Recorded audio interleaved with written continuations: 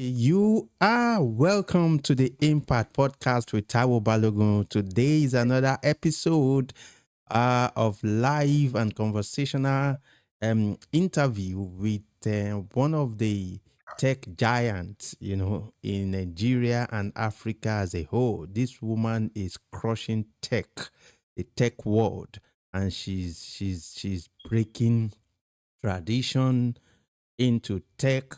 And today I have the privilege of interviewing this great woman. So I want you to stay tuned to the end of this interview because you will learn a lot from my guest. So without further ado, join me in welcoming um, this wonderful woman, Mrs. Ngozi Onyekwelu. Did I get it? I hope I Yes, you did. did. Yes, thank you so much. You're welcome to the Impact Podcast with Taiwo Balogun. How are you doing? I'm doing very well, thank you. We are super excited to have you live on this show. It's been a wonderful journey. Since about let's say 2 months now, we've been trying to connect with you so that we can have you on this show. I can understand how busy you are. So without wasting time, we are looking at tradition versus technology and how Nigerian women are disrupting culture to go digital. So uh, uh, madam, I want you to tell us about your journey as a Nigerian woman who is navigating the digital space. What is it that inspired your transition into the tech world? Because I realize that you are a tech startup CEO. So tell us about your journey. Okay, Ngozi Onyekwelu, the founder of Smart Cards. We create smart business cards in Nigeria for business owners, and employees within the Nigerian space. And my inspiration to go into tech is because I've noticed the world has pivoted and become a digital market. Mm. And I've always been in in sales, but not in technology. But I Wow. noticed that technology is so more because you're selling to a wider range of audience, a Mm. wider market across countries, and that was my interest and inspiration to go into technology. So since Wow. then, I've been doing tech sales ever since, and not looking back. Wow. Yeah, I'd like you to also tell us more about your smart card product because yes, I know is one of the unique product out there. So like you said, you transition from marketing to tech, and I can see that in you because you are an aggressive salesperson. I don't want to say marketer, salesperson. There's a difference between marketing and sales. So tell us about your smart card product. Okay, as IG Smart Cards, we create memorable and seamless networking using our smart business cards. Our smart business cards are either virtual or just one business card that lasts a lifetime, and they are editable. You can share to as much as 120,000 contacts in a year, and it lasts a lifetime. Wow. Okay. So the smart card, instead of printing business cards, you don't need to print business cards again. No, the world has gone global. Just with a tap or a scan, you're sharing your information. Oh, tap or you scan and your information is out there since it is. Wow. So that's what your company does. Yes. This woman is smart, is crushing it. She is crushing it globally. So, viewers, if you want to go from paperless to smart card, this is the right person to get in touch with. So before the end of the show, you'll get a contact. She's going to tell us where you can connect with her. So let's dive into the interview proper. When we talk about disrupting culture, what does that mean to you in the context of embracing technology? disrupting culture is just um, innovating already known culture. Mm, Just like the days of us watching television and going to buy home videos to watch. And right now, we're in the days of Netflix Prime Video and Showmax. mm. That's innovation. Wow. Innovation did not come to break that, to stop the space, but to increase it, the Mm, usage of it, the growth of it. mm. And you can view it as much as anywhere you are in the world. That is what innovation does. So it Wow. cuts across various industries such as banking, insurance, marketing, construction, wherever. It cuts across all sectors of the economy. So that means there's still opportunity. We have a lot of opportunities to explore when it comes to innovation in Africa, especially in Nigeria. Yes, there are lots of untapped opportunities which we should go to explore. Nigeria is actually a gold mine. It's a good ground for growth, Mm, even expansion into other countries. mm, mm. That's a good one. But what would you say to the generation of or people that thinks that, oh, we have to jackpot, Nigeria is not a good ground for anything, you know, for business, the environment is not business friendly. What's your take on that in terms of innovation and technology? Well, there are actually lots of people who live abroad but have businesses in Nigeria. Say It's that very again. thriving business. Can you say that There are again? lots of people. There are lots of people who live outside Nigeria or have businesses in Nigeria which are thriving. Hmm. So many, Hmm. Hmm. so many who Wow. have industries, factories, and and they are making money, cashing out big time. Hmm. So I feel even if you want to travel out, just go travel out, build a business model, come here and replicate whatever you see here in Nigeria.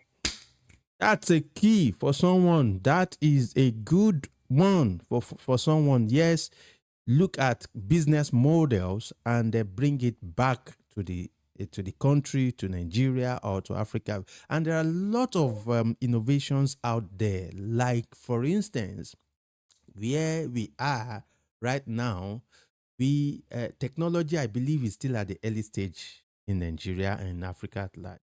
But what would you say to now looking at how we do things in our own culture and then bringing foreign or borrowed technology to solve our own problem? You know, there are some problems that are peculiar to Nigerians. So, what do you think? Do you think technology, or do you think technology has something to do, or if there's a way we can solve such problem using technology? Yes, most of the problems in Nigeria can be solved if only we have the data for it. Mm, Like, for example, let's use an hospital of a man who came into the hospital to have his regular checkup. mm, If it was in a hospital, he's not always going to, maybe it's his first time, meaning all of the data he has gathered from other various hospitals, it's supposed to be centralized. good. And from the centralized data, you can find out symptoms or whatever it's facing and give solutions to whatever sickness he has. Mm, That is just the only problem in Africa, mm. Nigeria in particular. If we can have a centralized way to keep our data, most of these problems can be solved with technology. Mm. So data is the gold mine behind innovation. Yes, Wow. So how do we? Because we've been saying this for a very long time. Our political leaders have been saying this because, but we need to do something. Is it something that you think Nigerian women can tap into? yes, a lot of them are also actually tapping into it right now. Oh, really? And but there's still a lot more opportunities Wow. for us to harness in the night. in the industry, Nigerian market. I wish I can tap into the circle of or get into the circle of women that are crushing tech in Nigeria because I can understand because looking at you as a case study, very aggressive woman in terms of business. All right, so let's move on. The first time we met at the Lagos Business School, I was like, this woman. So when my Alabama my sister, my younger sister, now saw her pictures, she was like, but Abby, I know this woman. I know this woman. I said, hey, tell me about her. So she was telling me, she told me a lot about you. That she even have your smart card and stuff like that. I said, that old woman, business woman. All right. So now let's look at some of the cultural norms and expectations that you feel that Nigerian women have had challenges because at the beginning of technological innovation in Nigeria or in Africa as a whole, I believe that a lot of women were not given space or the chance to operate in that space. So, what do you think are the challenges, the cultural norms that are affecting Nigerian women? Because I have an experience with a group of women that we reach out to and say, "Oh, okay, we have this opportunity for you, and it's going to help you. It's going to help your business." But we, when we got to the day of the program, a lot of them did not show up. They did not show up. So, Hmm. what do you think are the cultural norms that are affecting them in the technology space in Nigeria? Okay, for that, I feel, as a Nigerian woman, you actually face a lot of factors. Mm, The, managing your home, your husband, your children, mm, your business also take the toll. But I noticed for most Nigerian women, they prefer to be in the operational part of their business than in the strategy part. mm, They mm, forget that they also need to be the face of their business and map out strategies mm, to grow and scale their businesses. mm. So a lot of the times they are either in their factories, they Wow. are either doing procurement, delivery, something that should be delegated To another while person. doing the Wow. more important task. Mm. So the thing is for women to learn to become the chief strategy officer of their business. No other person can do it for them other than them. Mm. So, if you don't strategize, nobody will strategize for you. Yeah, except they pay for someone to do that. And that will be expensive. Yeah.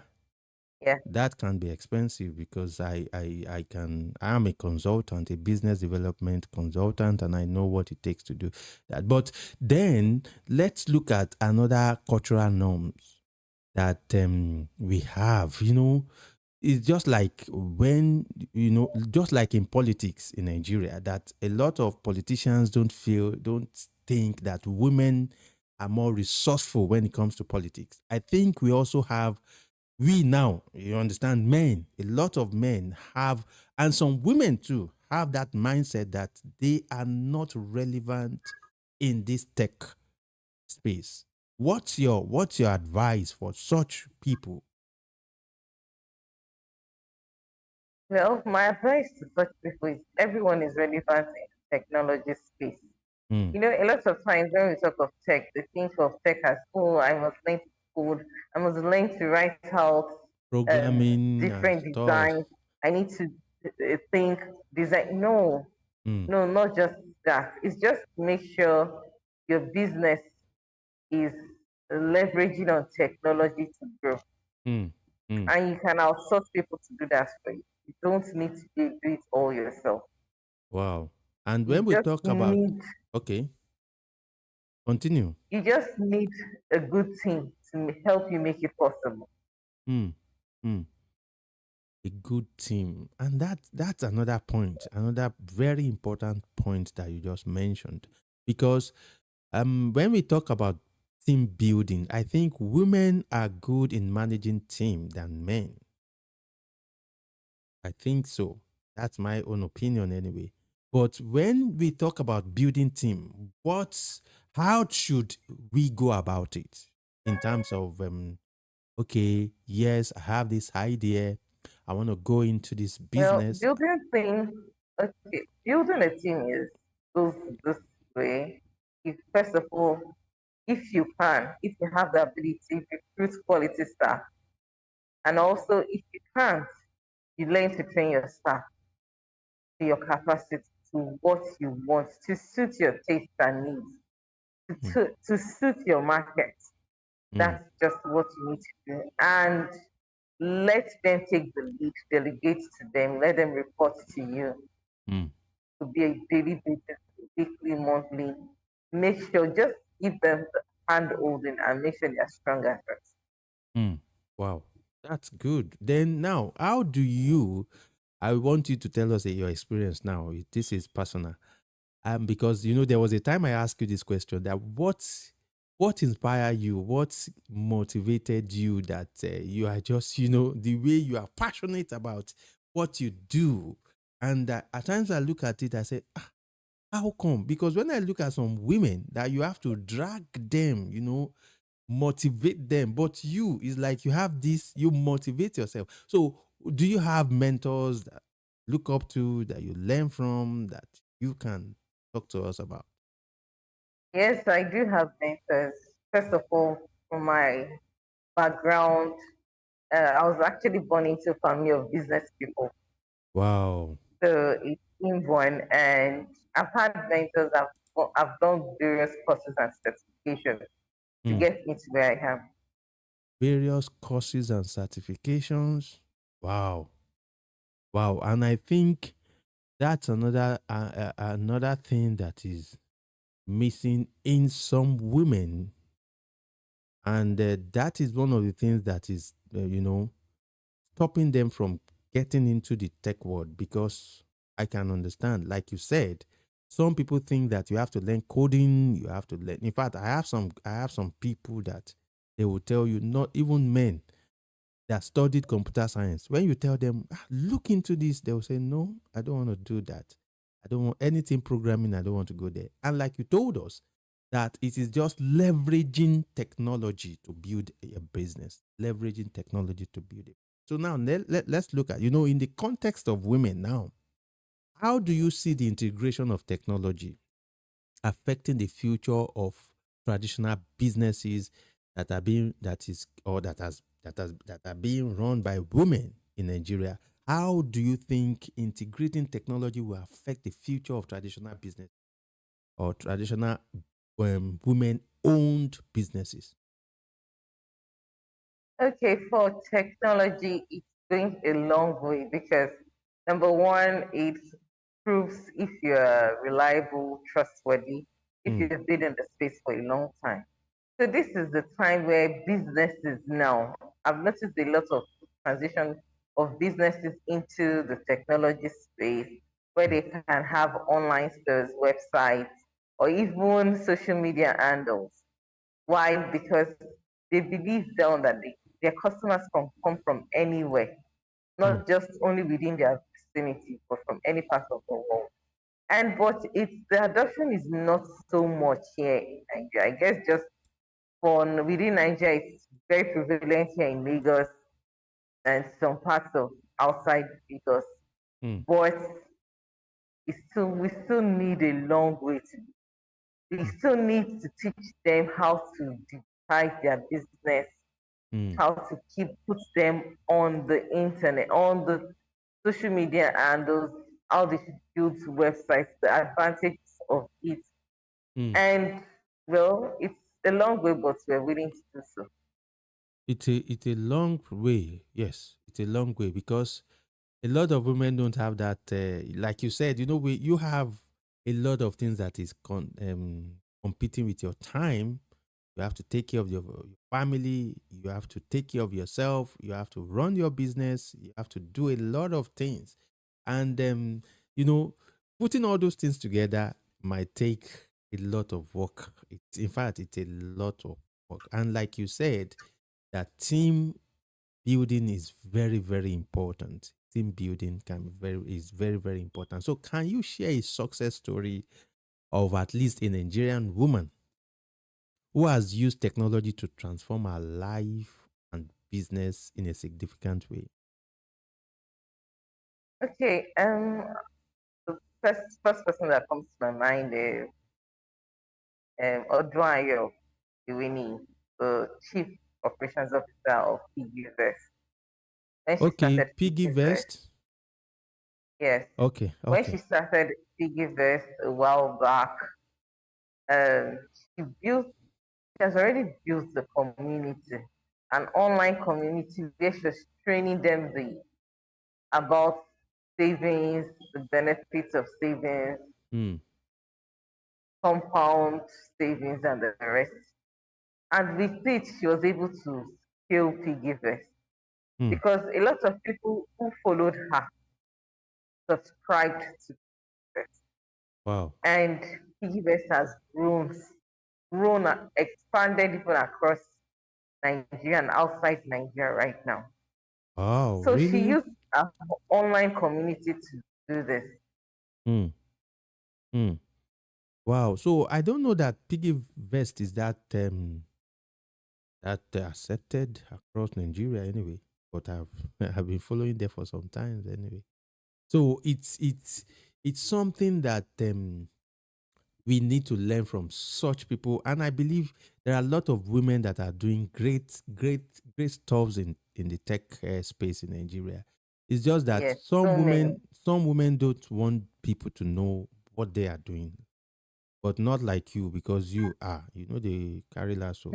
Anywhere you day, I don't think so, Taiwo. There are actually lots of women which we know and who want us to know what they are doing seriously. So how do because we they, get into that their yes, space?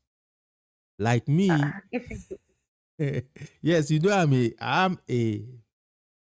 I would definitely network with them. And I want to bring a lot of them on this show so that we can learn from them. Because there are a lot of women out there who wants to do stuff, but they need motivation. They need people. They need mentors. They need those that have done it that they can learn from. You understand? And I'm challenging yes, you. If you have not been mentoring people, this is a challenge to you. Please look at that in in your in your process as you grow. Let I others. have. I'm actually on some mentor networks right now because it's also another passion to make sure I'm still not as the only woman in tech, but Good. to create a ladder to bring other women into technology. Hope I can be admitted into that mentorship. No, you're not a woman.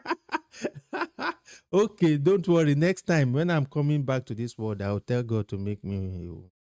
All right, thank you Till so then, much. I think I have a lot to ask you, but I can understand that this weekend is busy for you. But however, I'd like to ask two or three more questions before we wrap it up, and so that we have enough information for those that are watching this and those that will be watching the replay later. Now, I want you to tell us something.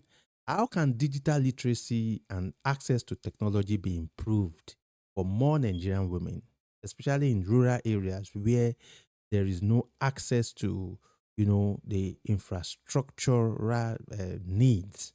Now we understand what is happening in Nigeria, electricity, internet connection. Yes, thank God for phone. A lot of people have access to phone, but the technology. So how can digital literacy and access to technology be improved for more Nigerian women? okay, first of all, if we adopt it in the Nigerian curriculum, Hmm. we see it as one of the compulsory courses from the primary school Hmm. down into the university. Then also right now, for women who are out of school, Hmm. even with their basic things, they can learn. There's some non-governmental organizations that actually look for women to teach digital literacy. Oh, really? So all we just need, yes, there are Wow. Ingressive for Good. There's even another one. There's even a girl I know that goes into Makuku to teach girls how to code.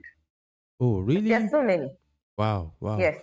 So I think it is also high time for you to be sharing this information with us on your social media and so that or platform so that we can know what is up because what you don't know is bigger than you. So tell us more on how digital literacy can be improved for women. So another way is also for women to learn using their phones. Mm. For a lot of us who use Android, iOS phones can have access to digital literacy, I believe. But for those that have basic phones, now it's a challenge to those who are already the NGOs but teach using the Android, the mobile phones. If they Mm. can also find a way to use USSD to teach. I am sure there's another NGO who uses USSD to teach women, but Oh, I'll find them out and send to you. okay. Okay. Okay. Okay. Oh no, that's a good one. That's a good one. I never knew that there are a lot of NGOs out there. But viewers, this is an information for you to also go and do your research about. It is you just heard it from Mrs. Ngozi that there are a lot of NGOs out there who are teaching digital literacy for women. And you see, in this generation, women have a lot of advantages than men now because a lot of businesses, NGOs are investing in women. Abi, They're so funny. yes, now it is true now. Abi, no, be so because I see a lot of programs that Don't you be are. jealous. It's No, I'm actually not. our time. I know. You know, I see you in different. You and Sandra. You guys are just everywhere, everywhere. This program, this international stage, this network, that this summit, that woman. So I say these people. Now, wow. Me too. I won't join you. Thank you so much. We really appreciate your time. I'd wanted us to extend this to like 45 minutes, 1 hour, but I don't want to waste your time because I can understand you have a lot to do today. But as we wrap up, let us look at or as we move forward, what what is that one thing you believe that needs to be changed in the conversation around women? You understand when we talk about culture and technology in Nigeria, even looking at religion, there are some religion that don't believe in technology. And you know how we are religious in Nigeria. When you are being locked into that system, there is no opportunity that comes your way that you want to tap into technologically. So, what is that one thing that you think we should improve or change in this area? Okay, for religion, I don't think religion has any bias against technology because I see women from all forms of religion Mm, using technology. So mm, for culture, I think the culture has been shattered though, mm, using technology because we can see better ways of doing even our culture. So mm. I remember watching a funny video of a man who went to visit the native doctor and he brought out his laptop to consult for him. So if technology is there, it's Wow. everywhere, it's broken, Mm. it's shattered. Wow, wow. That's why it is we call it disruptive. Yeah, technology is disrupting a lot of things. It's just that like you said, yes, religion, some religions and the religion anyway might not. But you know, there are times that because I heard recently that someone said AI is antichrist. You know, remember the uh, time? Yeah, yeah, the time, the early stage of computer that a lot of people say, hey, this is antichrist, this is that. And so I think we need to change that mindset and see how we can use technology to um to advance whatever we are doing so that we can do it better. That is what I think we should do. So we would like to have your parting word and then how we can connect with you. Okay, so my parting word is the future is has a lot of endless possibilities Mm, for us in technology, most especially as women. I encourage women, if you're looking for a career path and you don't know how to go about it, please just send me a message. mm. My Instagram link is at Ngongo5. Ngongo. Instagram link. Can you just Yes. spell it for us? Ngongo. That's NGO NGO. NGO5. Yes. Okay. NGO 5. Yes. That's Then figure five. it's five, figure five. Okay. Okay. Okay. Then other platforms. So for smart business guys, you can find us on IG cards on all social media handles, Instagram, Facebook, LinkedIn. And we are here to serve you TikTok, we're here to serve you Twitter, we're here to serve you. Wow. And Wow. Wow. So then, do we can we connect with you on your website also? yes, at www.ibigoldsmartcards.com. Let me spell it. Okay. IBBIE Okay. gold then smartcards.com. So the card has S. Yes.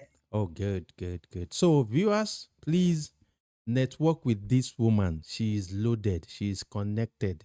She's. I know what I'm saying. So please, The Taiwo. we are super happy to have you here, and we would like to have you again and again. And like you said, please let's see how we can collaborate to, you know, educate a lot of women in Nigeria and in Africa at large, especially on digital literacy and access to technology, because I know a lot of women have what it takes to take this industry to the next level. So, on this note, we appreciate your time, and we want to extend our heartfelt greetings to you and your family. And next time, we will have more of your time. Don't worry, next time. You understand? Okay, thank you so much, ma'am. We appreciate you. Yes, Thank you so viewers, much. thank you, thank you, thank you. We want to appreciate you also for spending your time with us. And like my guest just told us, please, there are a lot of opportunities out there. In fact, a lot of NGOs are doing great and wonderful jobs in tech space for women in Nigeria and in Africa at large. So go to the internet right now and begin to search out. You can all this information are available on the internet, but you need to invest time to learn and to make research. So on this note, we are drawing the curtain for today's episode of the Impact Podcast with Taiwo Balogun. Till I come your way next time, I am your host, Taiwo Balogun. Bye.